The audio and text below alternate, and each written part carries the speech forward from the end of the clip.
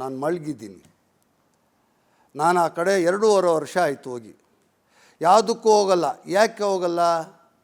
ಅವರು ಇವಾಗ police control ಅಧಿಕಾರ ಅವ್ರ ಕೈಯಲ್ಲಿದೆ. ನೀವು ಅದೇ ಪಕ್ಷದಲ್ಲಿ ಇರೋರಲ್ವಾ? ಇವಾಗ ನಾನು ಹೋದ್ರೆ ಇಂಡಿಪೆಂಡೆಂಟ್ ಆಗಿದ್ರು ಕೂಡ ನೀವು ಅದೇ ಪಕ್ಷ ಅಲ್ವಾ? ಅದೇ ಪಕ್ಷದಲ್ಲಿ ಇದ್ದೀನಿ. ಈಗ ನಾನು ಅಲ್ಲಿ ಹೋದರೆ ಅಲ್ಲಿ ರೌಡಿಗಳನ್ನಿಟ್ಟು ನನ್ನ ಜೊತೆಗಿರೋರು ನನ್ನ ಫಾಲೋವರ್ಸ್ಗೆ ಎಲ್ಲ ತೊಂದರೆ ಕೊಡ್ತಾರೆ. ಹಳೆ ಕೇಸ್ಗಳೆಲ್ಲ ಓಪನ್ ಮಾಡ್ತಾರೆ. ಅವ್ರಿಗೆ ಪೊಲೀಸಿಂದ ತೊಂದರೆ ಕೊಡ್ತಾರೆ. ಅದಕ್ಕೆ ನಾನು ಅಲ್ಲಿ ಹೋಗೋದು, ಅಲ್ಲಿ ಸಹಾಯ ಮಾಡೋದೆಲ್ಲ ಬಿಟ್ಟಾಕ್ಬಿಟ್ಟೆ. ಯಾಕೆ? ಅಲ್ಲಿ ಹೋದರೆ ನನ್ನ ಜೊತೆಗಿರೋರಿಗೆಲ್ಲ ತೊಂದರೆ ಆಗುತ್ತೆ.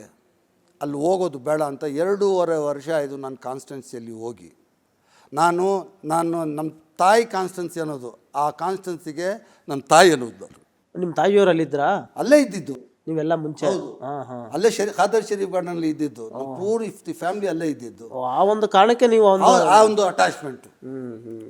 ಆ ಒಂದು ನಮ್ಮ ತಾಯಿ ಇದ್ದಿದ್ದು, ನಮ್ಮ ಮನೆ ಇದೆ ಅಲ್ಲಿ, ನನ್ನ ತಂಗಿ ಇದೆ ಅಲ್ಲಿ. ಈಗಲೂ ಅಲ್ಲಿ ತಂಗಿ ಇದೆ? ನನ್ನ ತಂಗಿ ಇದೆ, ನನ್ನ ತಮ್ಮ ಇದ್ದಾನೆ, 2 ತಂಗಿಗಳಿದೆ, ಒಂದು ತಮ್ಮ ಇದ್ದಾನೆ, 3 ಜನ ಮನೆಯಲ್ಲಿ ಇದ್ದಾರೆ.